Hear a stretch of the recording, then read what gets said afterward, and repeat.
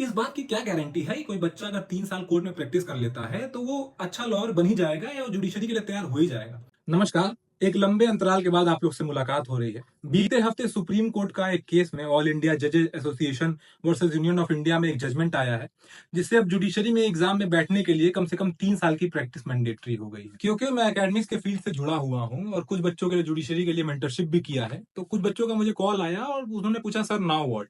इस जजमेंट के बहुत प्रोस तो मुझे दिखे नहीं, बट नुकसान बहुत दिखे जो मैं आपको बताना चाहता हूँ, जो आपसे मैं शेयर करना चाहता हूँ। वो बच्चे जो गांव से आते हैं, बहुत हम्बल बैकग्राउंड से आते हैं, जिनके पास रिसोर्सेज अवेलेबल नहीं है, तो उनसे ये एक्सपेक्ट करना कि पढ़ाई पूरी होने के बाद 3 साल तक वो प्रैक्टिस करें और उसके बाद तैयारी करें, ये इनके साथ बहुत बड़ा अनजस्टिस होगा। सौभाग्य से मैंने देश के कुछ सबसे बड़े वकीलों के साथ काम किया है और दुर्भाग्य से हम और आप ये जानते हैं कि वो बड़े वकील आपको कितना पे कर सकते हैं। दूसरा, लड़कियों के लिए ये डिसीजन बहुत खराब है, क्योंकि इंडिया में एवरेज एज जब तक आप लॉ की एजुकेशन पूरी करते हैं वो 24 है।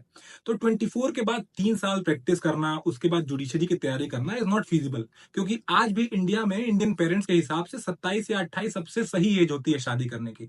और मैं पर्सनली कुछ ऐसे पेरेंट्स को जानता हूं जिनके लिए ये ज्यादा बड़ा सम्मान है कि उनकी बेटी की शादी 27 से 28 साल की उम्र में हो गई थी, बल्कि ये मानना कि 30 साल में उनकी बेटी जज हो रही है। तो this decision is very detrimental for female candidates. Irregularity in judicial vacancy, judicial vacancy जो है वो बहुत इरेगुलरली आती है। हम मान के चले तो एक एवरेज 3 साल पे जुडिशियल वैकेंसी आती है, तो मैं मानता हूं कि अगर लड़का 24 में एजुकेशन पूरी करता है, 27 में पहला अटेम्प्ट देता है, और मान लीजिए पहले अटेम्प्ट में बच्चे का नहीं हुआ, तो फिर 3 साल तक वो वेट करे, 30 में दूसरा अटेम्प्ट दे, और एक जनरल कैंडिडेट के लिए 32 लास्ट अटेम्प्ट होता है मोस्ट ऑफ द स्टेट में। तो बच्चा जिए तो जिए कब, अगर 32 तक वो तैयारी ही करता रहेगा। अगर आप 30 के पहले सक्सेसफुल नहीं होते हैं तो you are very unsuccessful man. चौथा पॉइंट, इस बात की क्या गारंटी है कि कोई बच्चा अगर 3 साल कोर्ट में प्रैक्टिस कर लेता है तो वो अच्छा लॉयर बन ही जाएगा या वो जुडिशरी के लिए तैयार हो ही जाएगा।